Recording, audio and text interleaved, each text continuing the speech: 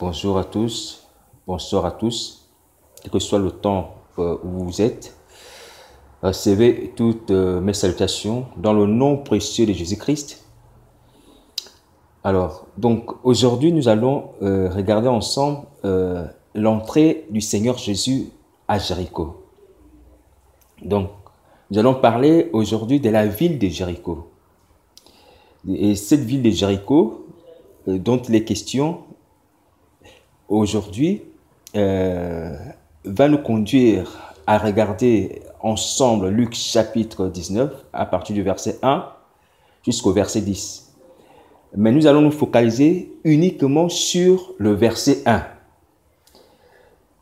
Parce que le Seigneur Jésus veut que nous puissions, au travers de ces versets, voir beaucoup de choses qui nous concernent. Il veut nous parler des choses qui appartiennent à notre vie, qui appartiennent à notre salut, au travers du verset 1. Donc, de Luc chapitre 19, verset 1. Amen. Alors donc, avant de rentrer proprement dans le message, je vais prier un court instant. Seigneur Jésus, merci pour ta parole. Ta parole est une puissance pour le salut qui croit. Seigneur, ma prière est que cette parole puisse briser les rochers de nos cœurs, le rocher d'endurcissement, le rocher de l'ignorance, le rocher des rébellions, le rocher de la sorcellerie, afin que nous puissions vivre et sortir des sépulcres. La même manière que lorsque tu as poussé le cri et les rochers se sont fendus et les morts ont ressuscité. Seigneur, que nos vies puissent changer, que nous puissions naître de nouveau au travers de ta parole ce soir. Et nous te prions que tu puisses le faire par la puissance de ton Esprit Saint et que ton nom soit béni. Amen. Amen. Alors, donc, comme je le disais tout à l'heure, nous allons regarder Luc chapitre 19 au verset 1. Donc, il s'agit de l'entrée du Seigneur Jésus dans la ville de Jéricho. Amen. Alors, je lis la parole du Seigneur. Donc, Jésus étant entré dans Jéricho, traversait la ville. Donc, voici le verset. Jésus étant entré dans Jéricho, traversait la ville. Donc, c'est seulement ce verset qui est l'objet aujourd'hui de l'exhortation que le Seigneur a pour nous. Alors, donc, soyons attentifs. Donc, il est question ici de l'entrée du Seigneur Jésus dans la ville de Jéricho. Jéricho qui est une ville qui existe encore aujourd'hui, au Moyen-Orient. Et cette ville a une histoire qui nous concerne, une histoire qui concerne la chrétienté. Et c'est pour ça que nous allons aujourd'hui voir en quoi Jéricho nous concerne. Alors, d'abord, il faut comprendre que Jéricho, de son nom, signifie ville des parfums. Donc, c'est la ville des parfums. C'est une ville qui avait pour activité principale la production des parfums. Donc, la baume, le citron, le miel, toutes ces senteurs, toutes ces choses agréables, on les produisait à Jéricho. Donc, c'est une ville qui était réputée pour sa production produit de parfums. Amen.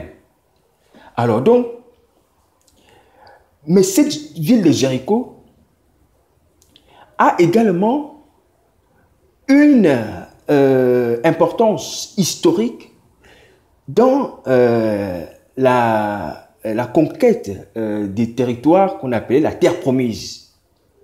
Parce que c'est la première ville que Josué avait conquise. La première ville que les enfants d'Israël avaient réussi à s'emparer après leur sortie d'Égypte. Et cette ville, c'est Jéricho. Donc cette ville avait été conquise au prix du sang, déjà. Donc il y a eu des guerres, il y a eu des massacres. Le roi de Jéricho a été massacré. La population de Jéricho a été massacrée. Une seule personne a pu être sauvée, et sa famille, il s'agit de Rahab, la prostituée, qui avait caché les espions qui étaient venus à Jéricho. Et donc cette femme avait pu trouver grâce auprès des enfants d'Israël. Et la Bible nous raconte qu'à la suite des massacres, la destruction de cette ville, Josué a maudit Jéricho. Il a déclaré une parole de malédiction. Alors, une parole de malédiction qui dit à peu près que celui qui devrait construire Jéricho devrait le faire au prix du sang de ses enfants. Donc, cette parole de malédiction, nous la retrouvons dans Josué 6, au verset 26. Il est dit ceci: ce fut alors que Josué jura en disant: maudit soit devant l'Éternel l'homme qui s'élèvera pour rétablir cette ville de Jéricho. Il en jettera les fondements au prix de son premier-né et il en posera les portes au prix de son plus jeune fils. Amen. Alors donc, Josué, après avoir détruit la ville, après avoir massacré les habitants de Jéricho, avait déclaré une parole de malédiction sur cette ville. Donc cette ville était une ville maudite. Et cette malédiction stipulait que pour la reconstruire, pour la rebâtir, il fallait que celui qui la rebâtisse le fasse au prix du sang de ses enfants, au prix du sacrifice de ses enfants. Alors, c'est alors qu'un certain monsieur, un homme nommé Hiel de Bethel, eut la pensée de rebâtir cette ville. Donc, Hiel de Bethel avait eu le projet de rebâtir cette ville. Et étant au courant de la malédiction que Josué avait déclarée sur la ville, il a effectivement sacrifié ses deux enfants. Alors, donc, nous lisons l'histoire dans 1 Roi 16. 1 Roi 16 dit ceci: de son temps, Hiel de Bethel bâtit Jéricho, il en jetait les fondements au prix d'Abiram, son premier-né, et il en posa les portes au prix de Ségub, son plus jeune fils, selon la parole que l'Éternel avait dite par Josué, fils de Nun. Amen. Donc, Hiel de Bethel avait effectivement marché selon la malédiction qui pesait sur Jéricho. Il avait accompli cette parole de malédiction en sacrifiant ses deux fils parce qu'il voulait rebâtir cette ville. Et donc, Jéricho devint sous l'impulsion de Hiel de Bethel une nouvelle ville qui s'éleva. Il y eut des rues, il y eut des quartiers, il y eut des maisons, des habitations, des champs, des marchés, tout ce qui constituait une ville. Le commerce a commencé à fleurir. Les gens ont commencé à affluer. Et Jéricho a continué à fonctionner comme une ville normale. Mais ce que Hiel de Bethel et certainement ses habitants avaient commis n'était pas de nature à porter la bénédiction de Dieu sur Bethel. La bénédiction de Dieu ne pouvait s'accommoder avec les sacrifices humains. Il n'y avait même pas le culte de Dieu, le culte du Dieu d'Israël. Alors, donc, le sacrifice d'Hiel de Bethel avait ouvert la porte aux puissants des ténèbres. Parce que Hiel de Bethel avait sacrifié ses enfants. Il avait violé la loi de Moïse. La loi hébraïque qui stipulait que tu ne tueras point. Et que tu ne pourras jamais, en aucune manière, même dans le livre des Lévitiques, dans le Deutéronome, Dieu interdisait aux enfants d'Israël de ne jamais sacrifier leurs enfants, ni au soleil, ni à Baal, ni à Astarté. Donc c'était des interdits. Donc, certes, Jéricho avait été rebâti, mais sous la malédiction. Il n'y avait pas la bénédiction divine sur Jéricho. Donc cette ville était sous le sceau de la malédiction, sous le sceau du satanisme. Parce que du sang avait été répandu pour bâtir ces murs. Du sang avait été répandu pour que cette ville puisse à nouveau avoir des habitants. Du sang avait été répandu pour qu'il y ait des commerces. Alléluia. Alors, la Bible nous dit, dans Luc 19, verset 1, que Jéricho, cette ville, qui était sous l'emprise de la malédiction, sous l'emprise du satanisme, a vu un jour Jésus-Christ arriver. Donc, Luc nous dit que Jésus-Christ entra dans Jéricho. Jésus-Christ entra dans la ville de la malédiction. Il foula le sol d'une ville qui avait répandu du sang innocent. Jésus-Christ fit son entrée dans Jéricho.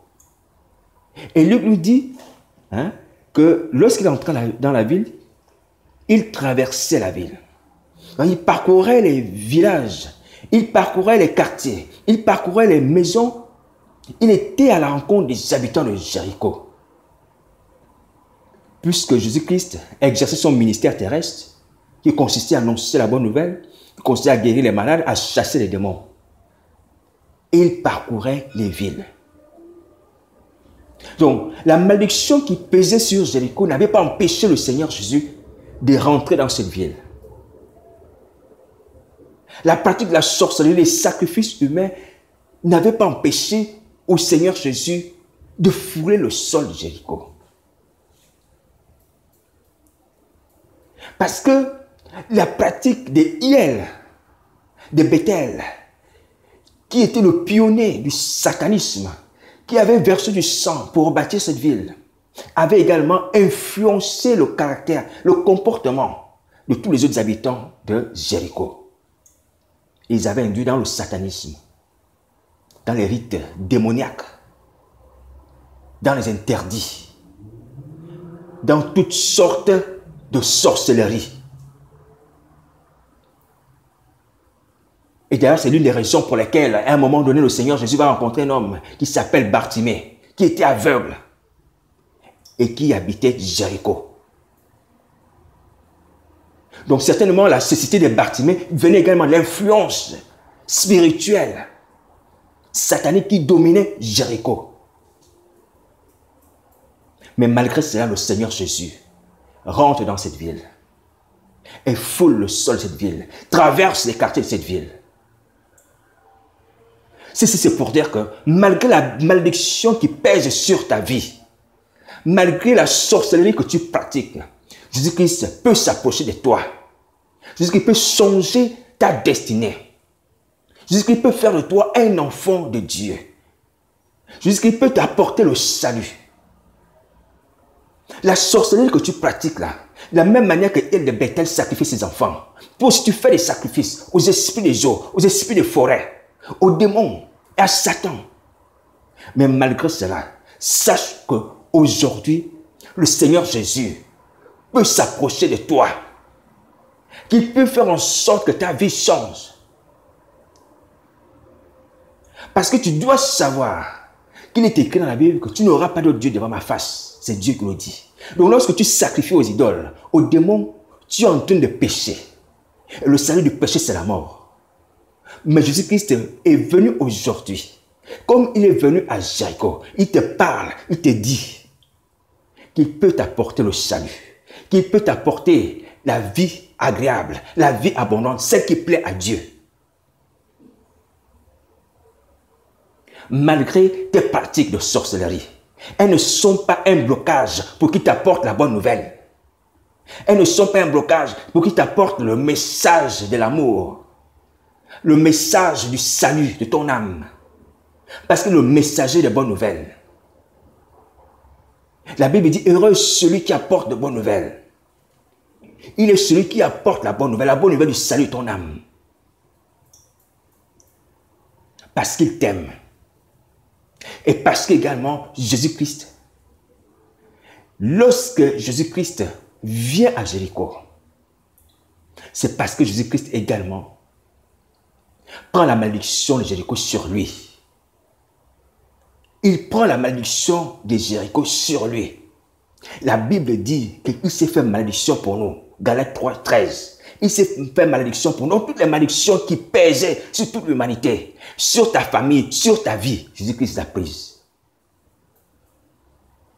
Voilà pourquoi tu ne dois plus avoir peur d'aller à sa rencontre. Parce qu'il est venu à toi pour t'apporter cette bonne nouvelle. Qu'il a pris toutes les malédictions. Que tu n'es plus lié aux puissants des ténèbres. Auquel tu sacrifies ta vie. Auquel tu sacrifies ton âge. Auquel tu sacrifies ton argent. Et qui ne t'apporte rien en retour. Et même si t'apporte des biens en retour, ces biens sont des biens de malédiction. Elles sont marquées du sceau de la malédiction. Jéricho était une ville de parfums, qui produisait des parfums, mais des parfums de mauvaise odeur, des parfums de mort, parce que les biens de Jéricho étaient empreints du sang que Hiel de Bethel avait versé, et que les habitants aussi de Jéricho avaient suivi Hiel de Bethel dans cette voie. Donc spirituellement, Jéricho avait une odeur nauséabonde, une mauvaise odeur. Ce n'était pas des parfums agréables, ce n'était pas de la baume, ce n'était pas la myrrhe, mais c'était une odeur de mort à cause du sang. Donc Jésus-Christ est venu aujourd'hui pour te dire aussi que toi qui pratiques ces choses, ta vie peut changer. Tu peux changer, tu peux renaître, tu peux avoir une existence autre. Et que même si tu as besoin des choses de la terre, tu n'as plus besoin de faire des sacrifices, que ce soit d'argent ou de sang. Parce que la Bible dit que Christ, dans Colossiens 2,14, est anéanti l'acte dont les ordonnances nous condamnaient. Donc il a anéanti l'acte dont les ordonnances te condamnaient. Donc les actes et les ordonnances de ta famille, de ta maison, de ta région, qui t'imposaient qu'à un certain moment, peut-être tous les 3 ans, tu dois faire des sacrifices aux esprits des autres, tu dois acheter ceci, cela. Pour les ancêtres, il faut aller verser du vin sur les cimetières, plein de pratiques sataniques comme ça pour avoir le bonheur, pour avoir le succès, la réussite. Ce sont des actes de condamnation, des actes de malédiction. Mais Christ est aboli, afin que toi tu puisses prospérer, tu puisses bâtir une vie, tu puisses réussir aisément et sans avoir rien à payer. Car nous sommes sauvés par la grâce. C'est un don de Dieu. Par la foi en Jésus-Christ. Tu n'as rien à payer, tu n'as aucun sacrifice à fournir. Donc, tous les hommes qui pratiquent ces choses-là, la malédiction de Jéricho est sur vous. Mais sachez que Jésus-Christ est venu pour ôter cette malédiction. Et que vous pouvez vivre, manger et boire sans avoir à payer de votre vie, ni la vie de vos enfants, ni de qui que ce soit. Donc, les gens qui cherchent à prospérer là, par les sacrifices, il faut que vous arrêtez ça. Ou qui prospèrent par les sacrifices, vous devez arrêter ça. Allez prendre les ossements dans les cimetières. Allez prendre des rognures d'ongles des gens. Allez prendre le sang des innocents. Venir en songe dans la vie des gens, les souiller et prendre n'importe quoi dans leur vie. Parce que quelqu'un a un examen, il faut qu'il réussisse. Il va réussir avec les vêtements des autres. Il va réussir avec le sang des autres. Il va réussir avec les cheveux des autres. Ce sont des pratiques de Jéricho. Vous devez arrêter ça. Vous devez arrêter ça. Le Seigneur Jésus vous invite à arrêter ça. Il est venu pour ôter toutes les malédictions. L'acte dont les ordonnances sont condamnées. Parce qu'il faut savoir que Jésus signifie Dieu sauve et Jésus signifie sauveur.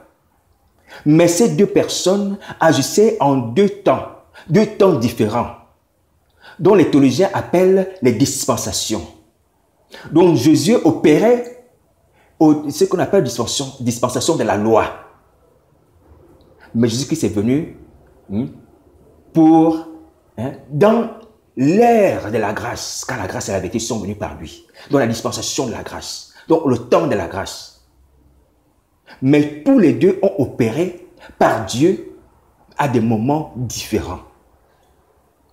Donc la dispensation de la grâce, dans le temps de la grâce, c'est celui que nous vivons aujourd'hui.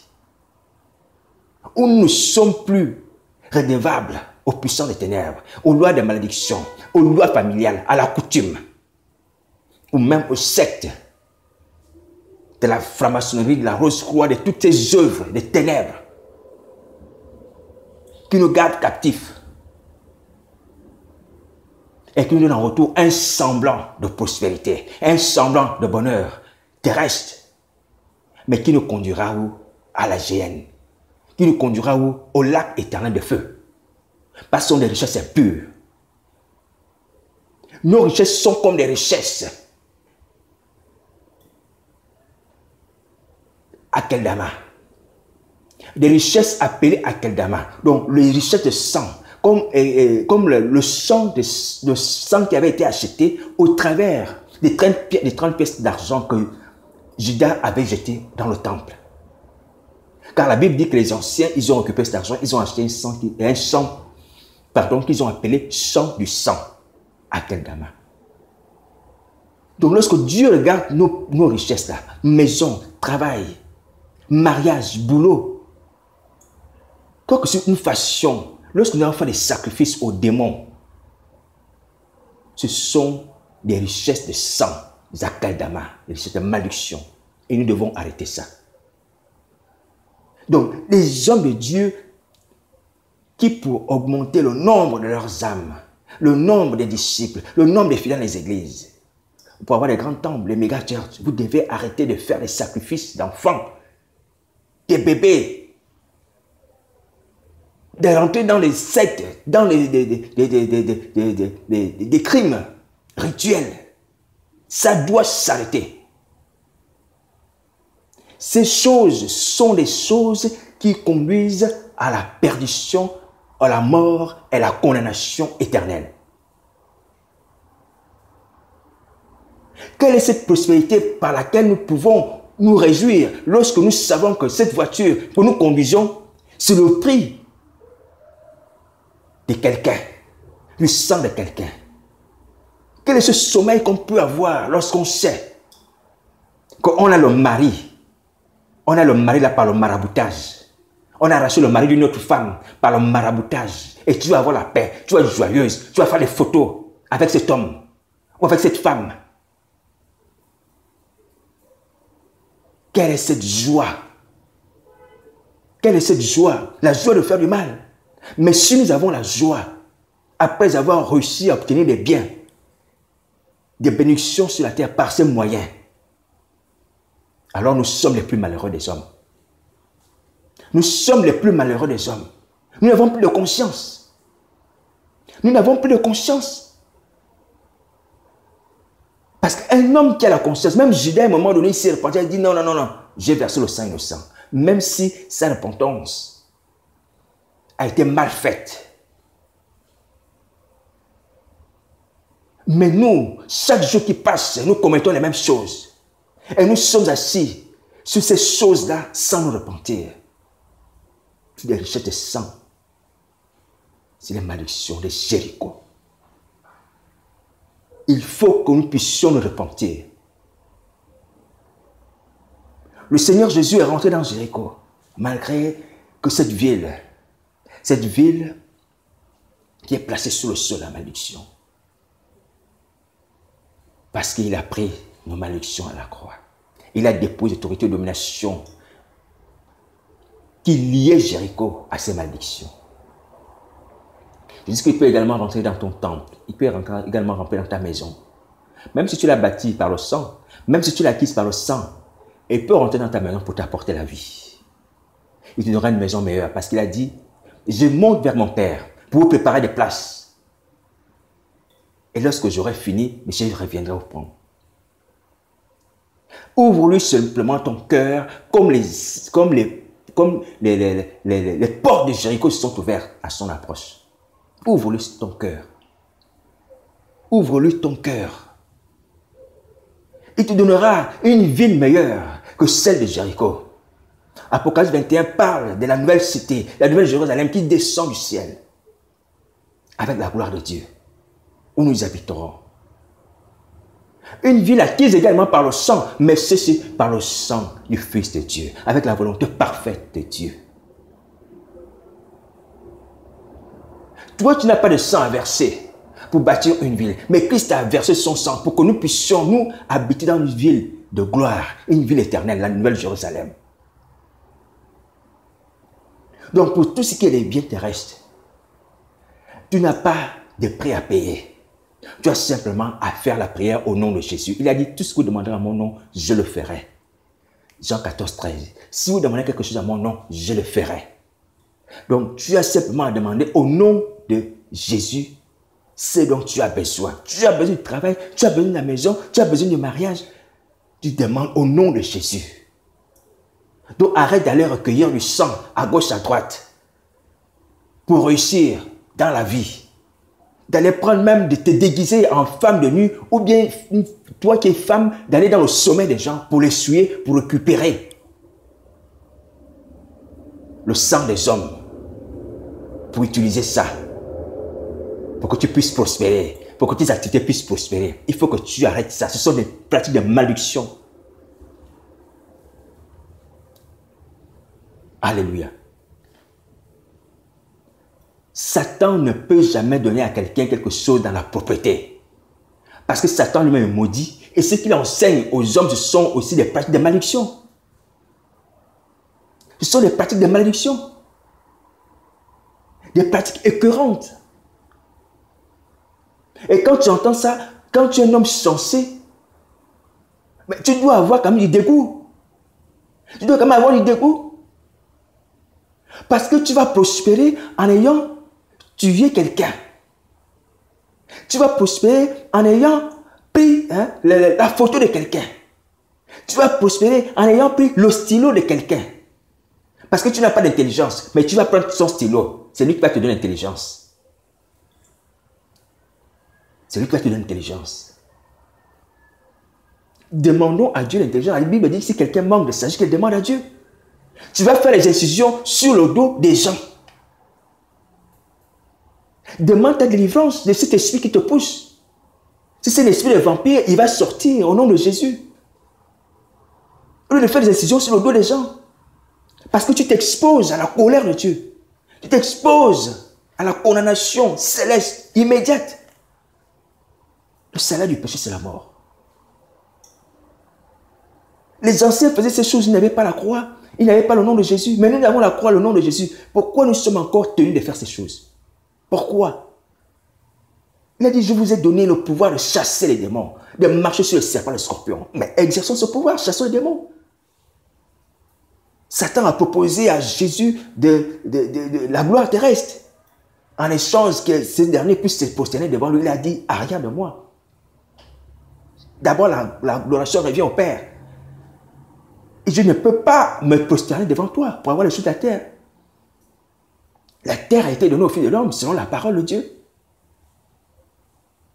Donc, il faut que nous arrêtions ça. Ce sont les stratégies sataniques d'égarement.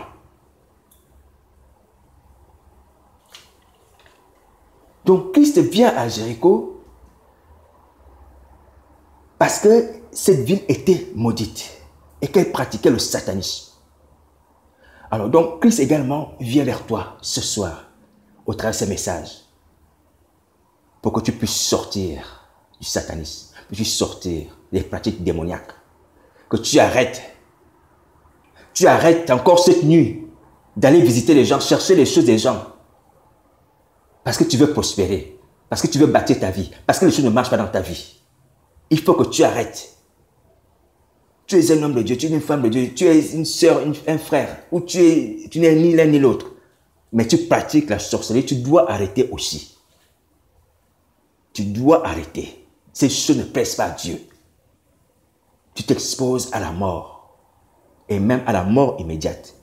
Parce que le salaire du péché, c'est la mort. Et la mort, elle peut t'atteindre à tout moment. À partir du moment où tu es dans le péché. Donc le Seigneur Jésus vous invite à vous repentir. Il faut vous repentir. Il faut vous repentir. Parce que la colère de Dieu est grande. Nous sommes dans les temps de la fin. Si nous confessons nos péchés, Jésus nous pardonne nos péchés d'iniquité. Donc, confessons nos péchés et repentons-nous au pied de Jésus-Christ. Il nous pardonnera et nous délivrera. Il a dépouillé également les autorités de domination. Toutes ces puissances-là, Satan et ses démons, les ciels des eaux, qui nous liaient. Jésus-Christ les a dépouillés. Il a ôté leur puissance.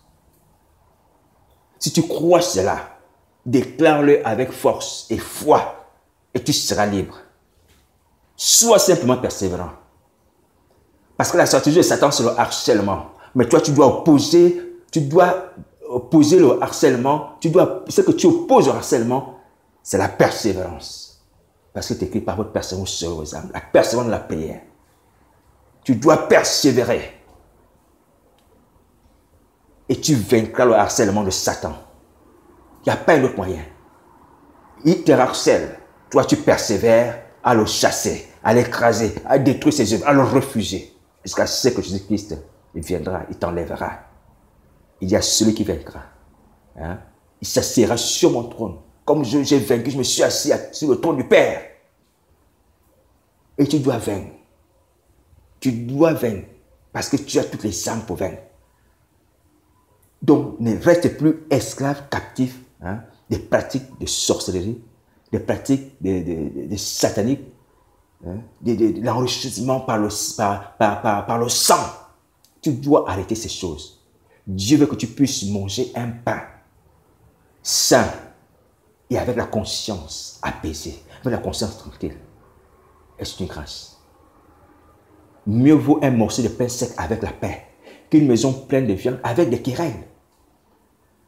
Déjà, quand vous recevez les gens qui reçoivent toutes ces malédictions-là, qu'ils appellent richesse, prospérité, au travers des cieux, des esprits malins, est-ce que vous avez la paix? Est-ce que vous avez la paix? Vous n'avez pas la paix. Vous n'avez pas la paix. Parce que la Bible dit qu'il n'y a pas de paix pour les méchants. Il n'y a pas de paix pour vous. Déjà, Satan ne vous laisse pas en paix. Parce qu'il sait que Jésus-Christ est le prince de paix. Et il sait que Jésus-Christ fait, il ne veut pas le faire. Et la paix est seulement pour les enfants de Dieu. Il a dit, hein, le Seigneur Jésus a dit, je vous donne ma paix, je vous laisse ma paix.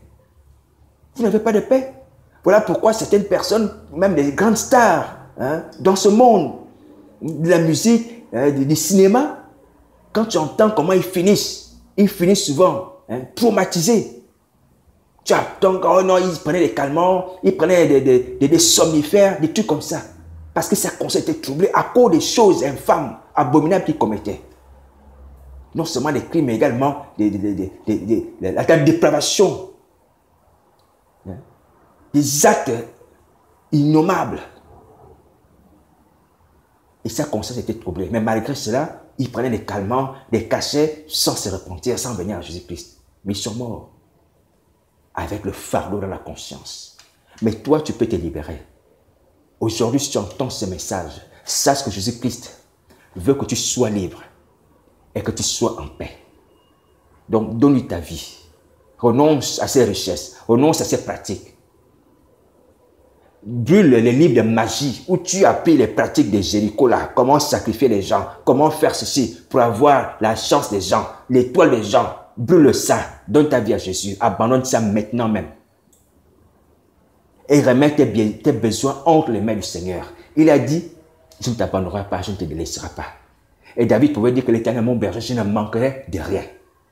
Si Jésus-Christ est ton berger, il te nourrira comme le berger nourrit ses brebis. Il dit, je leur donne la vie, elles ne périront pas. Amen. Alors donc, maintenant même, tu peux vivre une vie normale d'enfant de Dieu. Tu ne seras plus maudit. Tu ne seras plus maudit. Tu seras un enfant béni. Et tes biens seront les biens bénis. Tu vas prospérer avec dans la bénédiction, la sainte bénédiction. Et ta conscience sera tranquille. Alors donc tu vas prier avec moi. Tu vas prier. Tu vas dire Seigneur Jésus. Tu répètes ces paroles, s'il te plaît. Tu dis Seigneur Jésus, je reconnais que Seigneur, ma vie ne te plaît pas. J'ai pratiqué les œuvres de Hiel de Bethel. J'ai versé du sang. J'ai donné de l'argent. J'ai offert des offrandes. J'ai fait des sacrifices aux esprits, aux ancêtres, aux morts, à Satan pour avoir ce que j'ai aujourd'hui. Tu cites ce que tu as eu. Mais je renonce à ces choses. Je te donne ma vie. Je te donne ma vie. Fais de moi un enfant de Dieu. Car je crois que tu es mort à la croix pour mes péchés. Pardonne-moi. Viens régner dans mes vies comme tu es venu régner quand tu as traversé Jéricho. Viens loger dans ma vie. Viens loger dans ma vie. Change-moi afin que je sois une nouvelle personne. Au nom de Jésus. Si tu fais cette prière, le Seigneur Jésus va rentrer dans ta vie. Il a dit, je ne mettrai pas dehors celui qui vient à moi. Tu viens à lui par la prière. Tu viens à lui par la prière, par la demande que tu fais. Et il viendra dans ta vie. Et tu seras réellement une nouvelle créature. Et la Bible dit, si quelqu'un est en Christ, une nouvelle création, les choses anciennes sont passées, voici toutes choses deviennent nouvelles. Tu recevras l'autorité qu'il t'a donnée sur les serpents et les scorpions. Tu vas avoir un nom inscrit dans le livre de vie. Et tu seras habitant de la nouvelle cité Jérusalem céleste. Tu vas manger un pain saint. Tu seras un turban royal dans la main de l'Éternel. Tu seras une ville qui ne sera plus délaissée, qui ne sera plus maudite, mais une ville nommée ville de l'Éternel. Tu seras la gloire de Dieu. Sur les nations, ce sont les ténèbres, mais sur toi, ce sera la gloire. Jésus-Christ, en venant à Jéricho, et la lumière qui venait éclairer les ténèbres du satanisme était sur Jéricho. Parce que la Bible dit que ceux qui étaient assis dans l'ombre du séjour de mort, ont vu tout d'un coup une grande lumière qui a resplendi. Jésus-Christ a apparu. Il t'éclairera sa lumière. Tu ne seras plus dans les ténèbres. Les démons ne pourront plus te contrôler. L'ange éternel qui campe autour de ceux qui craignent Dieu viendra à tes côtés. Il combattra pour toi. Le Saint-Esprit viendra dans ta vie. Il t'enseignera. Il te montrera la voie que tu dois suivre. Comment tu dois marcher avec Christ. Comment tu dois l'adorer. Comment tu dois le servir. Car tu seras réellement un serviteur agréé de Dieu. Tu seras réellement une servante agréée de Dieu. Si tu ouvres ton cœur à Jésus-Christ, si tu abandonnes ces choses, si tu délaisses ces pratiques sataniques, aujourd'hui, mon frère, ma soeur, ce message que je te dis est un message qui vient du Seigneur. Ce message que je te dis est un message qui vient de Jésus-Christ. Parce que quand tu examines ta vie, tu vois effectivement que tu fais les mêmes choses. Et quand tu vois aussi la parole, tu sais que le Seigneur Jésus a dit, repentez-vous quand l'homme se pose. Donc ta vie correspond au message qui est annoncé, le message de la repentance. Donc maintenant, saisis ta grâce. Connais le temps de la visitation. Ne commets pas l'erreur qu'à un moment, les Juifs avaient commis, les habitants de Jérusalem. Et lorsque le Seigneur Jésus a pleuré sur Jérusalem, il a dit, Jérusalem, parce que tu n'as pas connu le temps de ta visitation. Voici maintenant, les nations vont t'assaillir. Elles vont te détruire. Tu ne seras plus pierre sur pierre. Le temps de ta visitation, c'est maintenant. Parce que tu ne sais pas si demain tu vas vivre même. Tu ne sais pas. Ton péché t'expose à la mort à tout moment. C'est Dieu qui te fait grâce. C'est que ce n'est pas les pactes sataniques. Hein? Ce n'est pas l'âge que tu as coupé là, que tu as donné à Satan pour prospérer. Non, c'est Dieu qui fait grâce. Il est le Père des esprits. Il dit rentre dans la poussière, tu rentres. Il dit sors, tu sors. Quels que soient les pactes, les alliances avec le diable. Donc sache-le. Mais que tu peux renaître. Tu peux revivre. Et toi, si tu n'as jamais été converti, donne ta vie à Jésus-Christ. Afin que tu puisses être sauvé. Parce que toi aussi, tu es dans cette pratique-là. Jésus-Christ est venu pour tous les hommes. Les anciens chrétiens qui sont tombés, comme ceux qui n'ont jamais été convertis. Donc arrête de te dire que moi je ne suis pas ancien, je n'ai jamais été chrétienne, mais je ne vais pas souffrir beaucoup dans le lac de feu. Parce qu'il y a des gens qui disent ça. Ce sont les anciens chrétiens qui vont beaucoup souffrir dans le lac de feu. Mais quels que soient les anciens chrétiens qui souffrent beaucoup dans le lac de feu, que ce soit toi aussi, tout le monde va souffrir, ceux qui n'ont pas Jésus-Christ dans leur vie. Ça, c'est un raisonnement d'égaré. Ça n'a pas lieu d'être. Est-ce que ça fait de toi quelque chose, ça te donne quelque chose de spécial? Le fait que tu dans le lac de feu, le fait que toi, tu n'as pas été ancien chrétien, que tu n'as jamais donné ta vie à Jésus, même si tu vas dans le lac de feu. Mais de toutes les façons, que ce soit ancien chrétien, que ce soit un converti, tous ceux qui refusent Jésus-Christ iront dans le lac de feu. Donc, convertis-toi aussi, donne ta vie à Jésus et arrête la sorcellerie. Alors donc, c'est le message que le Seigneur Jésus avait pour nous aujourd'hui. Donc, repentons-nous, hein, renonçons aux œuvres des ténèbres, hein, à la malédiction de Jéricho et donnons nos vies à Jésus-Christ. Parce que le Seigneur Jésus est approché de nous. Allons-y à sa rencontre. Allons-y à sa rencontre. Je vais encore pousser un petit peu pour dire qu'un habitant de Jéricho, qui s'appelle Zaché, avait saisi cette grâce. La Bible dit, dans le verset 2, que voici un homme riche appelé Zaché, chef des publicains, cherchait à voir qui était Jésus, mais il ne pouvait y parvenir à cause de la foule, car il était de petite taille. Il courut en avant et monta sur un sycomore pour le voir, parce qu'il devait passer par là. Lorsque Jésus fut arrivé à cet endroit, il leva les yeux et lui dit, Zaché, à toi descendre, il faut que je demeure aujourd'hui dans ta maison. Zaché se hâta descendre et le reçut avec joie. Amen. Alors donc, Zaché qui était également un habitant de Jéricho, Zaché qui pratiquait également les œuvres de Jéricho dans la sorcellerie, était riche. Zaché était chef, c'était une autorité sur Jéricho, dans Jéricho. Donc Zaché était quelqu'un d'important. Mais en tant que publicain aussi, Zaché était mal vu par le peuple, parce que les publicains, c'était les gens qui volaient. Ils étaient chargés de collecter les impôts, mais qui volaient. Donc qui escroquaient le peuple, qui allait au-delà de ce qui a été demandé. Donc Zaché était vu comme un pécheur par les Juifs pratiquants. Mais cet homme, un jour, lorsque le Seigneur Jésus rentrait dans Jéricho, a cherché à le voir, il est monté sur un grand arbre parce qu'il était de petite taille. Et la foule l'empêchait d'approcher de Jésus, de le voir. Il est monté sur un grand arbre. Et lorsque le Seigneur Jésus est passé à côté de cet arbre, il a dit à Zaché, descends, aujourd'hui je rentre dans ta maison. Je ne vais ailleurs, justement dans ta maison. Zaché était un homme qui n'espérait même pas que Jésus-Christ allait rentrer dans sa maison. Il voulait juste le voir, mais il a pu ce jour-là l'accueillir, le recevoir dans sa maison. Parmi les habitants, parmi la foule qui était là, c'est le seul qui a eu cette grâce-là, à ce moment-là.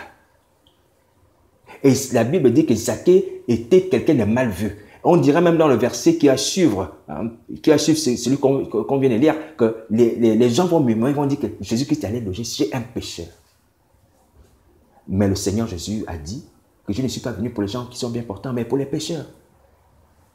Donc sache que Jésus-Christ ne vient pas pour les gens qui sont saints, mais pour les malheureux, les misérables, les pécheurs, les sorciers, les malfrats, les brigands, des gens qui sont rejetés, des gens qui sont dans le péché.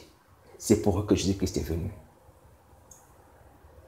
Alors donc, ne te dis pas que je ne peux pas entrer en communication avec Christ parce que j'ai fait tellement de pratiques. J'ai versé tellement du sang. Et que ça fait longtemps que je suis dans ces choses, les choses de Jéricho, les pratiques sataniques, les sacrifices de sang. Peu importe le temps que tu es dedans. Fais comme Zaché, cherche à établir un contact avec Christ. Zaché voulait le voir, mais il voulait le voir, il voulait établir un contact visuel. Mais Christ, lui, il veut entrer dans ta maison. Et Zaché a ouvert sa maison. Donc Zaché a ouvert son cœur. Donc sache que Christ veut habiter dans ton cœur. Il t'a déjà vu là où tu es. Mais est-ce que tu as le désir de lui ouvrir ton cœur? Est-ce que tu as la joie de le recevoir? Est-ce que tu as l'envie qu'il puisse devenir ton ami? Il a dit, je me tiens à la porte, je frappe. Si quelqu'un entend ma voix, ouvre la porte, j'entrerai chez lui, je souperai avec lui et lui avec moi. Est-ce que tu le veux? Malgré la multitude de tes péchés, les pratiques que tu commets, comme hier de Bethel, Jésus-Christ peut demeurer dans ta maison. Il peut venir changer ta destinée. Il peut faire de toi son témoin, son disciple. Il peut dire de toi comme ce brigand à la croix, aujourd'hui tu seras avec moi au paradis. Ce brigand qui avait un CV, rempli, rempli de forfaitures. Ce brigand qui avait été condamné en toute justice à la croix. Mais il a eu grâce ce jour-là, parce que Jésus-Christ lui a dit, aujourd'hui tu seras avec moi au paradis. Alors donc, Jésus-Christ est venu pour les gens comme nous. Les gens comme toi et moi, des pécheurs, des gens de scandale. Donc ne sois pas bloqué par rapport à tes pratiques. par rapport à l'immensité de tes pratiques, par rapport même à la durée, par rapport à la gravité. Ce qui importe, c'est que tu te repentes et que tu ouvres ton cœur et que tu le reçoives comme Seigneur et Sauveur. Et que Satan et ces démons, que tu les rejettes, que tu renonces à eux maintenant même. Alléluia. C'est ce que Jésus-Christ veut pour toi. Alors donc, fais l'effort comme cet homme, comme Zaché. Zaché voulait voir Jésus. Il est monté sur un arbre. Donc, approche-toi de Jésus. Dieu récompense l'effort. Celui qui le cherche le trouve. Il a dit, si quelqu'un me cherche, il me cherche de son cœur, je me laisserai trouver. Donc, si tu cherches Jésus-Christ, tu cherches à voir la gloire de Jésus-Christ dans ta vie, le changement de Jésus-Christ, tu cherches à voir la puissance dans ta vie, tu le verras. Tu verras cette puissance. Parce que ce n'est pas lui, ce n'est pas toi qui accomplira, mais c'est lui qui accomplira. Toi simplement aie l'envie et invite-le dans ta vie. C'est tout. Alléluia. Alors donc que Dieu te bénisse et que le Saint-Esprit t'encourage à t'élever. Comme Zaché qui était dans cette ville maudite, mais qui a reçu le Seigneur Jésus dans sa vie et dans sa maison. Toi aussi tu peux faire comme Zaché. Tu as la force, tu as la capacité. Tu es un homme de la même nature que Zaché. Et sache que si nous ne faisons pas ces choses, ce sont les gens dans le ciel qui vont nous accuser. Parce que qu'est-ce que nous pourrons dire devant le trône de Dieu? Le trône du jugement va dire quoi? Le Seigneur va regarder, il va dire, regarde Zaché. Regarde Zaché. Zaché est là assis. Il était comme toi. Il pratiquait la même chose que toi. Mais il m'a accepté comme Seigneur Sauveur. Pourquoi tu ne l'as pas fait? Et tu as entendu le message sur Zaché. Tu l'as entendu plusieurs fois. Parce que je sais que je ne suis pas le seul à avoir péché sur Zaché. Le Seigneur Jésus te rappellera ces choses. Alors, donc, maintenant, prends la décision de suivre le Seigneur. Hein? Donc, je t'ai invité à lui donner ta vie, à prier. Hein? Tu as écouté la prière que j'ai faite. Donc, fais-le. Que ta vie change. Que Dieu te bénisse. Amen.